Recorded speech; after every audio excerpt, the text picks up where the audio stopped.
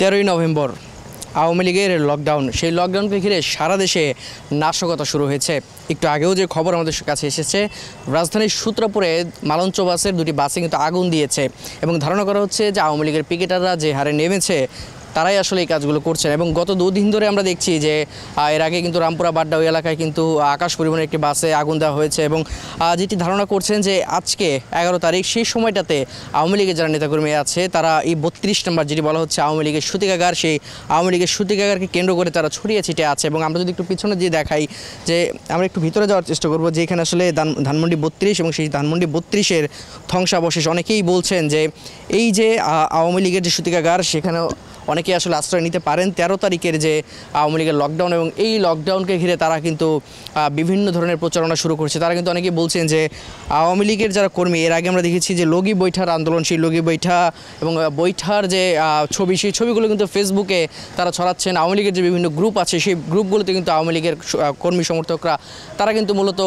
আওয়ামী লীগের প্রচারণা করছেন। তারা বলছেন যে বর্তমান যে সরকার, অন্তর্বর্তীকালীন সরকার ইউনূস, ডক্টর ইউনূস, তাকে আসলে নামানোর জন্য তারা মূলত মাঠে নেমেছে এবং এটি তাদের প্রথম ধাপ বলা হচ্ছে। এবং তাদেরকে যে হারে যেভাবে আসলে বাংলাদেশ থেকে বিতাড়িত করা হয়েছে, তারা আসলে এই সরকারকে সেভাবে বিতাড়িত করবেন। এবং তারা কিন্তু বলছেন আওয়ামী লীগের যারা কর্মী আছে, আওয়ামী লীগের যারা নেতা আছে, তারা সেফ এক্সিট পেলেও এখন যারা আসলে ক্ষমতায় আছেন তারা আসলে সেফ এক্সিট পাবেন না, এমন হুমকি ধামকি কিন্তু আমরা দিচ্ছেন। একটু যদি ভিতরের দিকে আপনাদেরকে দেখাই, একটু ক্যামেরা পার্সন যদি ভিতরের দিকে আসতে বলি, বর্তমানে ধানমন্ডি 32-এর বাড়ি, সেই 32 বাড়ির ভেতর আওয়ামী লীগের যারা কর্মী আছে তারা কেউ আসলে আছে কিনা সেটি কিন্তু আমরা দেখার চেষ্টা করবো এবং আপনাদেরকে দেখানোর চেষ্টা করব।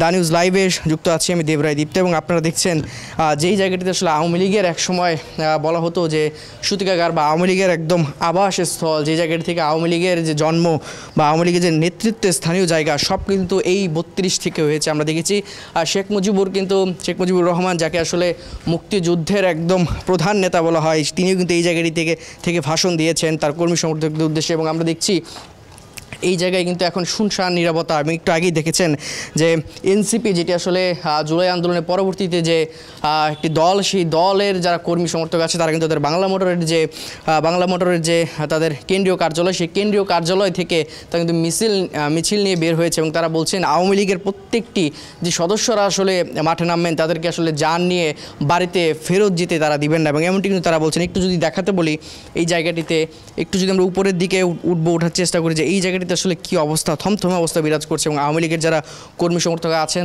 মাঝে মাঝে শোনা যায় তারা এখানে এসে ঘুরে যান এবং তাদের এক সময় যেখান থেকে আসলে রাজনীতি, তাদের যে দলীয় কার্যক্রম পরিচালনা করা হতো বঙ্গবন্ধু এভিনিউ, সেই এভিনিউর বাইরেও তাদের যে এখানে একটি ঘাঁটি, সেই ঘাঁটিতেই মূলত তারা আসেন এখনও মাঝে মাঝে। আমি একটু দেখাতে চাই যে 13ই নভেম্বরকে কেন্দ্র করে তাদের যে নেতাকর্মী আছে, তাদের যে কর্মী সমর্থকরা আছেন, তারা কি ভেতরে অবস্থান করছে কিনা। এবং আমরা একটু আগে দেখেছি কয়েকজন আসলে লোক ভিতরে আসলে প্রবেশ করেছেন এবং তারা আসলে দেখছিলেন এই বাড়িটির অবস্থা এবং আশেপাশে একসময় যে বাড়িতে আসলে ঘিরে চলতো দেশের রাজনীতি, যে বাড়িতে কেন্দ্র করে মূলত তাদের রাজনীতির পুথিকাগার যেটি যদি বলি, সেই পুথিকাগারকেও কিন্তু এখন আসলে একদম শুনশান নীরবতা। তবে আমরা কিছুক্ষণ আগে কিন্তু দেখেছি বেশ কয়েকজন মানুষ ভিতরে প্রবেশ করেছেন। অনেকেই বলছেন যে আওয়ামী লীগের যে কর্মী সমর্থকরা আছেন 13 নভেম্বরকে কেন্দ্র করে তারা এই জায়গাটিতে এসে শপথ গ্রহণ করছেন যে তাদের যে লকডাউন 13 নভেম্বর, সেই 13 নভেম্বরের লকডাউন যেন তারা সফল করতে পারে এবং এটি যেন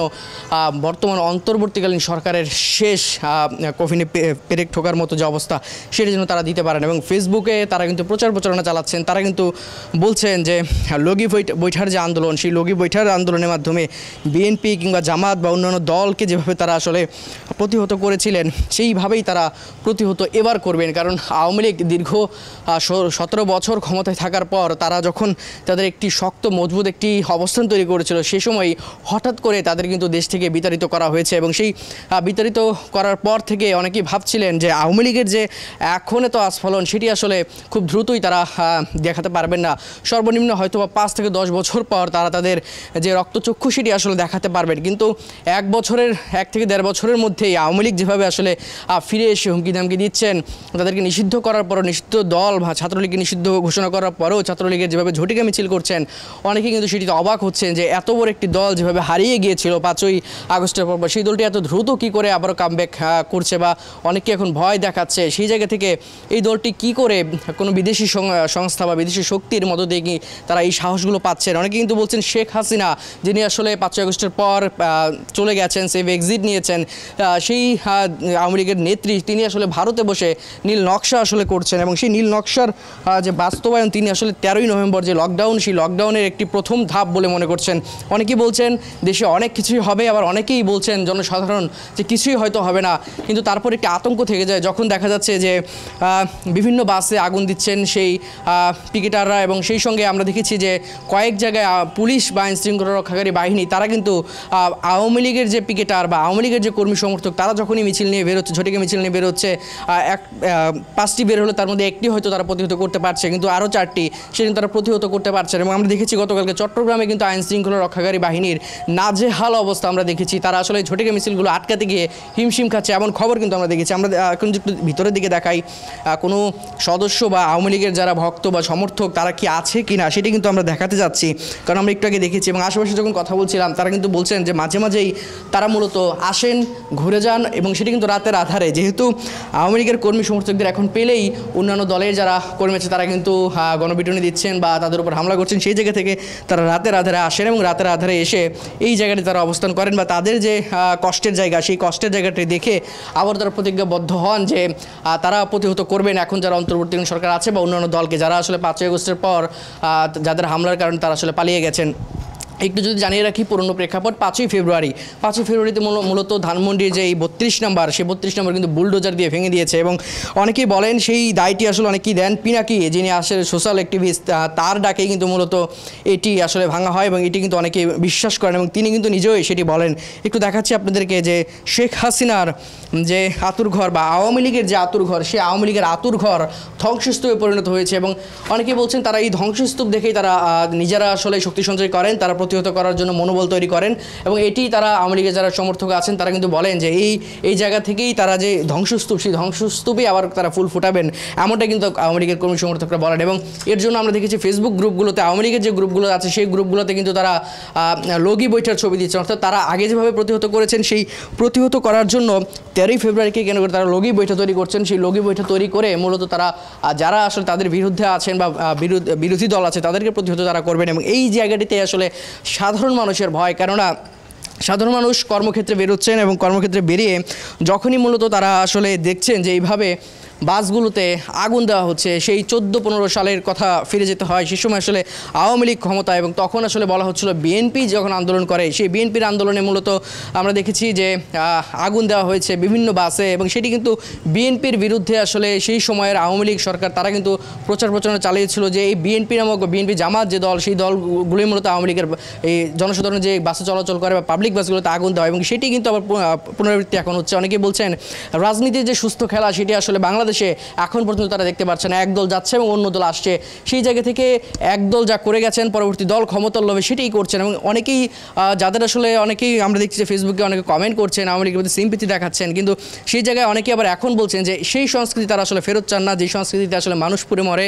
সেই সঙ্গে যারা আসলে অফিস আদালতে যান বা কর্মক্ষেত্রে বেরোন, বাসে হঠাৎ করে তারা যাচ্ছেন, সেই জায়গায় আগুনের ঘটনাগুলো আতঙ্কিত করছে। এবং 13ই নভেম্বর যত ঘনিয়ে আসছে, আজকে 11 তারিখ, যতই ঘনিয়ে আসছে ততই কিন্তু মানুষের ভিতর আতঙ্ক বিরাজ করছে। এবং একটু যদি দেখাতে বলি আশেপাশের জায়গাগুলোকে, যে সেখানে কিন্তু 5ই আগস্টের পর যে আসলে দেয়াল লিখনগুলো বা যে জিনিসগুলো আসলে আওয়ামী লীগের বিরুদ্ধে প্রতিবাদীর ভাষা হয়েছিল, সেই ভাষাগুলো কিন্তু এখনও এই জায়গাটিতে রয়েছে। আমরা যদি একটু দেখাই আপনাদেরকে যে ধ্বংসস্তূপ, প্রতিটি ইট, আর যেখানে আসলে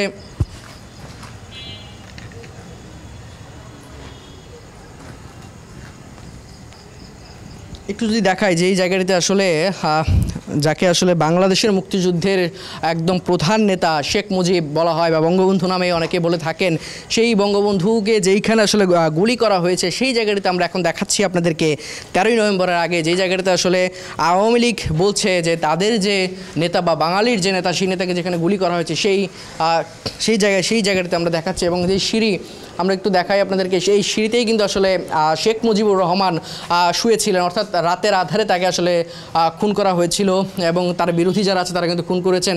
এবং আমরা যেমন এখানে দেখছি একটি শব্দ আপনাদেরকে দেখাতে চাই, একদিকে যেমন জয় বাংলা শব্দটি এখানে আছে, তেমনি কিন্তু এখানে আছে যেটি আসলে 5ই আগস্টের পর খুব বেশি আসলে শোনা যাচ্ছে, সেই ইনকিলাব জিন্দাবাদ সেই শব্দটি আছে, অর্থাৎ জয় বাংলা এবং ইনকিলাব জিন্দাবাদ সেই শব্দটি কিন্তু পাশাপাশি আছে। অর্থাৎ এখানকার মানুষ বা যে তথ্য আমাদের কাছে আছে সেটি আসলে বলছিলেন যে এখানে রাতের আধারে বা যখনই মানুষ থাকে না তখনই আওয়ামী লীগের কর্মী সমর্থকরা আসে, আর তারাও তাদের স্মৃতিচিহ্ন এখানে লিখে যাচ্ছেন, যেটি আসলে জয় বাংলা মুক্তিযুদ্ধের স্লোগান, মুক্তিযুদ্ধের সময় যে স্লোগান আসলে মুক্তিযুদ্ধের স্লোগান দিয়ে আসলে যুদ্ধে ঝাঁপিয়ে পড়েছিল সেই স্লোগান মূলত আমরা এখানে দেখছি জয় বাংলা। এবং সেক্ষেত্রে আরেকটি আমরা দেখছি ইনকিলাব জিন্দাবাদ, যেটি হচ্ছে 5ই আগস্টের পর আসলে আমরা দেখেছি স্লোগানটির খুব ব্যবহার হচ্ছে। আমরা যদি একটু উপরের দিকে উঠতে চাই, একটু উপরের দিকে আপনাদেরকে দেখাতে চাই যে এই জায়গাটিতে বঙ্গবন্ধু আসলে বা শেখ মুজিব যে নামে ডাকুক না কেন, যেই আসলে যে সিঁড়িটি মূলত এই জায়গাটিতে শেখ মুজিবকে আসলে গুলি করে হত্যা করা হয়, এবং যখনই তিনি নিচে নামছিলেন তখনই গুলি করে হত্যা করা হয়। এবং বলছিলেন যে বাংলাদেশের আসলে এক একটি রাজনৈতিক দল এক একটি এজেন্ডা নিয়ে আসেন এবং প্রত্যেকে আসলে মুখে বলেন যে এই জায়গাটিতে তারা সরকারের বা দেশের মানুষের কথা ভাবেন, কিন্তু আদৌতে আসলে তারা ভাবেন কিনা এটি নিয়ে এখন কিন্তু প্রশ্ন দেখা দিয়েছে। কারণ যেই দলই আসছে, যে দলই ক্ষমতার বাইরে থাকছে, তারাই কিন্তু আসলে জনগণের কথা ব্যবহার করে তারা কিন্তু জনগণের উপরেই অত্যাচার করছেন।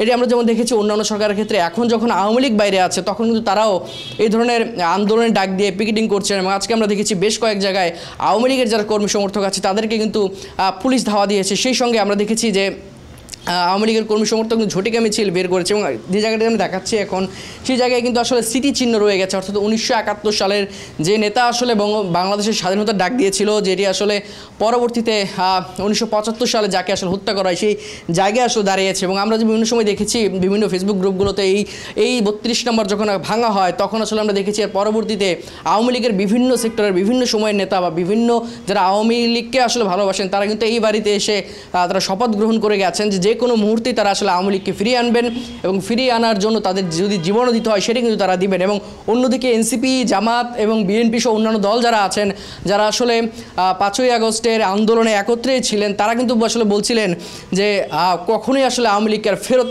আসতে দেওয়া হবে না। এবং এই দুটি কিন্তু দল আসলে হয়ে গেছেন, বেশ কয়েকটি দলের একটি জোট, সেই সঙ্গে আওয়ামী লীগ, দুটি কিন্তু পারস্পরিক একটি যুদ্ধ যদি বলি, সেই ফেসবুকের যুদ্ধ সেটি শুরু হয়েছে যেমন, তেমনি মাঠের যে রাজনীতি, সেই মাঠের রাজনীতি কিন্তু ইতিমধ্যে গরম হয়ে গেছে। এবং আর কয়েকদিন পরে আসলে নির্বাচন ঘনিয়ে এসছে, এবং সেই সময় অনেকে সন্দেহ প্রকাশ করছে আসলে কি আদৌতে কি আওয়ামী লীগ যেভাবে 1 বছরের ভিতরে কামব্যাক করছে, আওয়ামী লীগ যেভাবে গর্জন করছে, সেই জায়গা থেকে আদৌতে সামনে নির্বাচন কি হবে কিনা, এটি কিন্তু কঠিন একটি প্রশ্ন। এবং 13 নভেম্বরকে ঘিরে সময় যত যাচ্ছে, যত আসলে মিনিটের কাঁটা ঘুরছে, ঘন্টার কাঁটা ঘুরছে, ততই কিন্তু আসলে আতঙ্ক বিরাজ করছে। কেননা আমরা একটু আবার আপনাদেরকে নিচে নিয়ে যেতে চাই, কথা বলতে একটু আপনাদেরকে দেখাতে চাই যে নিচের আসলে পরিস্থিতি কি। উপরে আমরা গিয়েছি, সেই জায়গায় আমরা এখন পর্যন্ত যে আওয়ামী লীগের কর্মী সমর্থক তাদের আসলে দেখা পাইনি। আমাদের যখন ক্যামেরা নিয়ে আমরা ভিতরে ঢুকি সেই সময়টাতে কিন্তু আমরা দেখেছি অনেকে এখান থেকে বেরিয়ে গেছেন।